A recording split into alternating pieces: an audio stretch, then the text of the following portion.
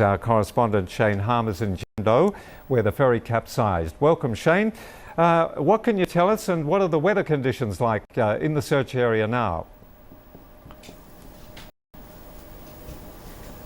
Well, officials, Edwin, confirming just a couple of minutes ago that the death toll indeed has risen to 28. That confirms 3 more bodies recovered since rescue operations resumed this morning. Now, weather conditions here, if you can see over my shoulder, extremely foggy, and the water currents are still very difficult for divers. I've spoken to a couple of divers that came back recently after an overnight dive to help search for any possible survivors or even bodies, and they say that the water currents are extremely difficult, and that including also the visibility. The visibility is very low in these murky waters, and that's adding to this, adding to the difficulty in finding more possible bodies. Edwin?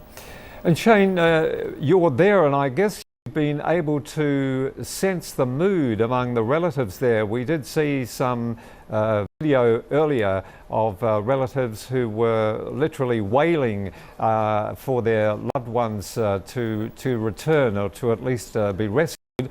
What is that general atmosphere like now?